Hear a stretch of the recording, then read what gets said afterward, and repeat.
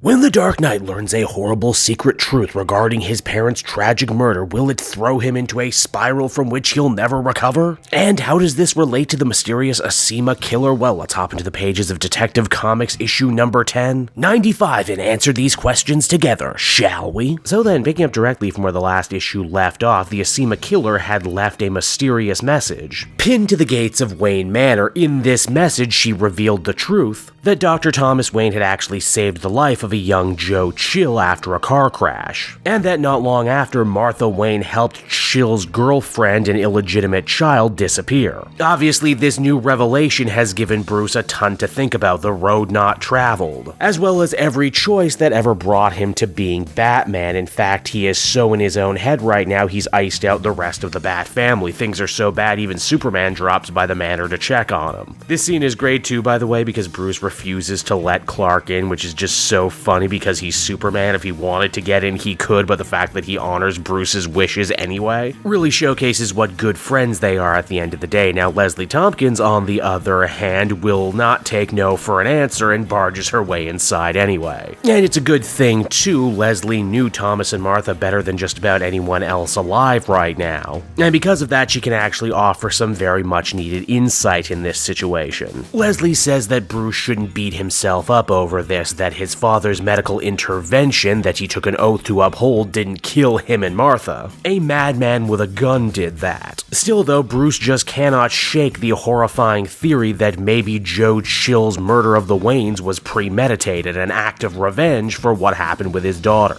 After this, the book actually does a really good job tying this conversation with Leslie into the conversation that Bruce had with his father as a boy about how no one can know the true arc of a life, its meaning, its worth. Bruce always tried to uphold those ideals, but now he's starting to wonder if maybe he shouldn't. Luckily, Leslie is here to talk some sense into him, saying she knows full well that there are people out there who feel that Batman would be better served if he killed, but Leslie says even though she doesn't agree with everything Bruce does as Batman, she is always proud of Batman's dedication to protecting human life in all of its forms. For few people truly understand the pressure and consequences that come with doling out mercy, and that even few people know what Leslie knows. The true dark gnawing sense of loss, a feeling that she sees all the time when she looks into the eyes of the surviving family members of her patients. Either way though, it seems like the only way that Batman is going to figure out the truth of all of this is if he, well, asks Joe Chill himself, which he can absolutely do, because as it turns out, he's actually walking around free in Gotham with Batman keeping tabs on him every step of the way. Geez, the parole board must really have been in a good mood that day to let this guy out, one of Gotham's most famous criminals. And unlike the Arkham bunch, Joe Chill doesn't even have the cover of criminal insanity backing him up, but I digress.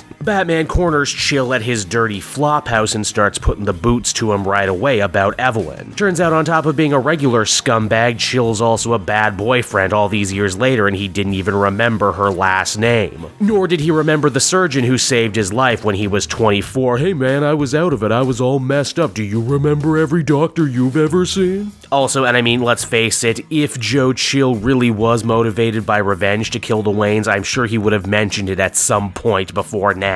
That being said, Batman had to know for sure he had to confront this demon from his past, and he feels a lot better for doing it. In fact, Leslie was actually waiting out in the Batmobile for him, knowing full well that Bruce would ultimately make the right choice, which is exactly what he did. Batman looked his own personal devil in the eye and ended up stronger on the other end of it. But hey, speaking of devils from the past though, Joe Chill ends up getting jumped by a very angry Asema who goes out of her way to call him Joseph, which feels very formal and very personal once again, strengthening my personal theory that Asema is not actually Scarlet Scott, but is instead actually her mother Evelyn. In fact, in this issue we actually learn yet another very interesting clue about who Asema could possibly be. Again, remember at every crime scene she left a very particular perfume scent behind? Well, as it turns out, Martha had actually bought that perfume for Mother and daughter when she was relocating them because, hey, it's a perfume she personally loved, huh? I guess that also means every time Batman has smelled the Asema killer, he's also been smelling his mother's old perfume. Now, after that, we transition on over to something completely different. At the Iceberg Lounge, the GCPD, led by Commissioner Vandal Savage, are currently raiding the Penguin and his operation. Things end up getting really tense, but Vandal diffuses the situation by telling Oswald that he better stop asking questions about Asema. That whether he knew it or not, he has just currently rubbed up against a conspiracy that is 100% above his pay grade. Vandal's not alone either. He's joined by a crimson-clad G-Man looking guy, who speaks as if he too is immortal. In fact, this guy looks like one of those agents who fought with Batman and Robin several issues ago. Now, while Batman might not know Asema's true identity, he certainly has a strong feeling that it must be Scarlet, and because of that, he decides to take all of his findings to Superman. Oh, it's not actually Supes that Bruce wants in this situation. Oh no, he wants Clark Kent to use his role as a journalist to absolutely blow the lid off everything Scarlet and her company are doing with that brand new miracle cure and all the young people who are being hurt because of it. And indeed, that's exactly what he does. In fact, the next day, Scarlet wakes up to her social media absolutely blowing up as it looks like her life's work has been ruined in one fell swoop. It's after that Bruce calls to start really asking some hard questions. Mainly, did you know what was going on with the kids in that prison? And furthermore, did you know when you offered the age-defying cure to him?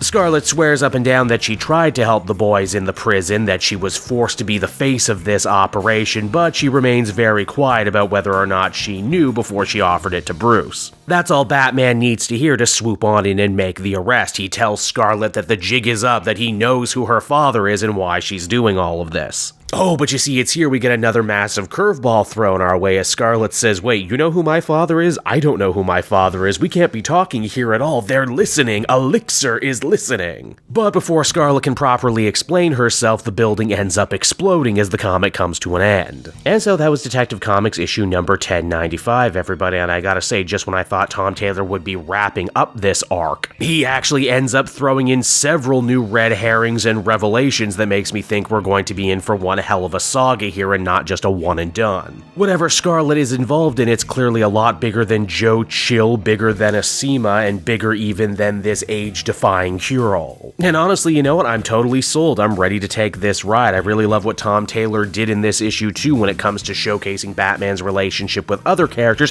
outside the immediate Bat family, like Leslie, who I think more and more has taken up an Alfred-esque role in his absence, and even Superman, who's actually been all over this arc, which is pretty cool. Overall, I think I'd feel comfortable giving this one an 8.5 out of 10. This is really turning into a special kind of Batman story, and I'll be interested to reread it once it's all collected. Hey there everyone, it's your old pal Cape Joel again, thanking you so much for watching to the end of the video. I hope you enjoyed it, and if you did, why not check out my Amazon link down in the description. Yes, that's right, the Cape Joel channel officially has its own Amazon storefront now. You can pick up a comic or anything else for that matter, and if you did, you'd really be helping me in the channel. So with that out of the way everyone, I will see you again next time. Bye-bye.